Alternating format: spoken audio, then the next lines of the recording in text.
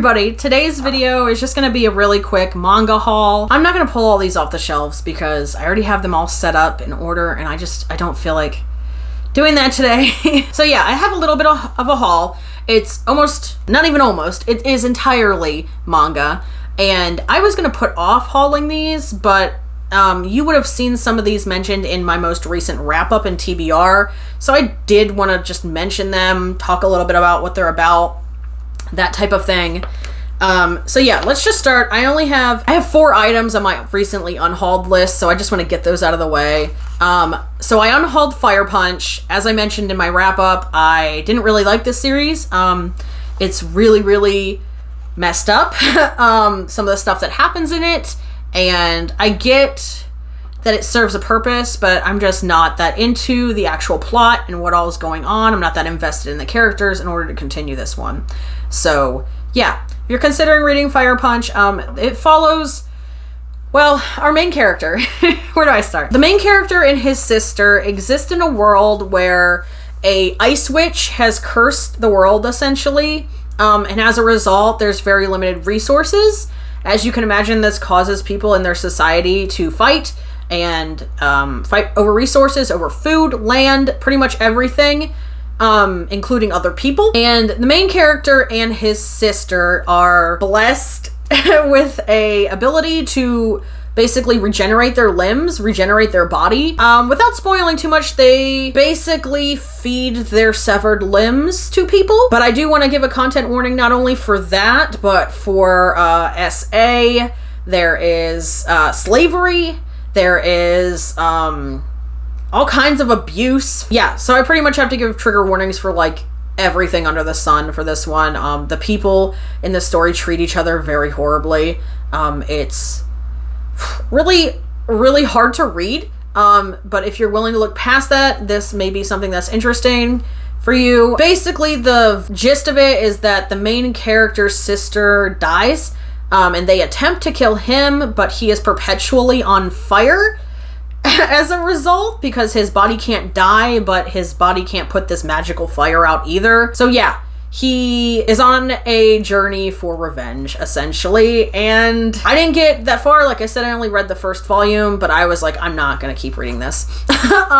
Yeah, so the synopsis of this book doesn't give any of this away, just so you know. So if you did have this on your TBR thinking this was gonna be something like I did, something maybe a little more like fantastical type thing, but not so horrific, keep that in mind. I also unhauled Dr. Stone. This was just a kind of the tropes in this, the level at which the tropes are taken. It was really just not vibing with me. The story and the plot and the setting and everything is really interesting. The characters are just really, really tropey in my opinion. So not interested in continuing that one. And then I did unhaul The Soulmate Equation by Christina Lauren, because I listened to the audiobook and I just don't have any interest in keeping the physical copy. I bought the physical copy when it released and ended up reading the audiobook from my library anyways. And then I unhauled various comic issues that we had gone through, but this is for no particular reason, just because we don't hold on to them perpetually. I bought the deluxe edition of The Girl from the Other Side. This is a kind of backlisted story at this point, and I'm really hoping I get to read this pretty soon. The deluxe edition is gorgeous. It's a hardback. It binds up the first 3 volumes, so be interested to see, because there's quite a few volumes in print. I don't know if I'm going to continue buying the deluxe editions. I think they were like $50 a piece. I also bought the first 2 issues of A Galaxy Next Door. This one's really cute. It's kind of a just contemporary romance, almost like slice of life kind of thing. Our main characters are a young man who is the caretaker for his younger siblings, who are real little, because his father died, and he's a manga artist, and he hires an assistant because he needs one, because he can't meet his deadlines and he's really like kind of burned out. He hires an assistant. It's this girl. She ends up being from a mysterious island, which is she's kind of an alien. Let's be real. She's kind of an alien. She has a stinger. I don't really want to go into a ton of detail about that, but she does have a stinger, and she accidentally stings him. Well, he stings himself. The custom with her people is that the person she stings is supposed to be her husband, because it kind of magically bonds the two of them. And as a result, if he upsets her or somebody hurts her, it physically affects him. So it like makes him sick or makes him hurt, that type of thing. But they are, at the very beginning of the story, they are just assistant and employer, basically. So it's very interesting to see that dynamic play out. And then you kind of go into the story and see how their relationship changes, develops, and how they handle the situation. And I've really enjoyed, actually, the way that the characters have handled this. You would think, based on the premise, that this is going to be kind of those, like, situation where the two characters are forced together, and as a result, like, they learn to deal with it.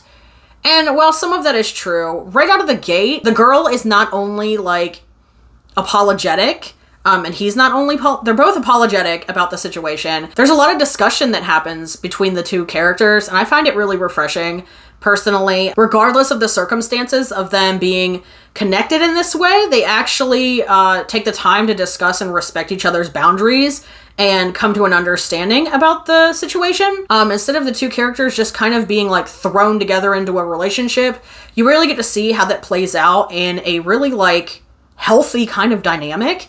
And I really like it. I think these two are really cute. I really love this story so far. I did also buy Blue Exorcist Volume 2. I bought Volume 1 in my last haul, and I'm just really excited to keep reading this one. I also bought Blue Period Volumes 1, 2, and 3. This is a newer release series. Follows an art student. Well, the main character is an art student. He's trying to get into art college. In the very beginning of the story, he has no idea what he wants to do with his life. And just kind of falls into art as a way to express himself. He's kind of a troublemaker at school and doesn't really know how to get along with people. His friends, well, genuine and nice to him, definitely don't seem to really like see him as a person, and he feels really alone. And art turns out to be an unexpected way for him to connect with people. There's also some LGBTQ representation in this story, and I really enjoy this. As a former art student and my husband being an art student, I really like the way that this approaches the topic. It's really not cliche, and I feel like this was written by somebody who clearly has been in an academic art setting, because they know a lot about how it feels and how the experience really is. And I'm really excited to keep reading this one. I also picked up the first volume of Blue Flag. This one, I don't remember what it's entirely about, so I'm just going to read you the synopsis. Blue Flag, the synopsis says, love is already hard enough, but it becomes an unnavigable maze for unassuming high school student Taichi and his shy classmate Futaba when they begin to fall for each other after their same-sex best friends have already fallen for them. For some reason, Taichi just can't stand Futaba. But at the start of his third year in high school, he finds himself in the same homeroom as her, along with his childhood friend, Toma, a star athlete. But one day, Futaba opens up to Taichi and admits she has a crush on Toma. She then asks for his help in confessing to him. There's just one problem. Toma seems to already have a secret crush on someone else. So yeah, this is kind of very much love triangle vibes, but I really want to see what this one is like. I found the aspect of possibly exploring like falling for your friends and the same-sex crush aspect of this to be really interesting. Yes, so I'm excited to read this. I haven't gotten to it yet, but I am excited to read it soon. I also bought Ascendance of a Bookworm, volumes 1 and 2. This one's just, and it's an isekai.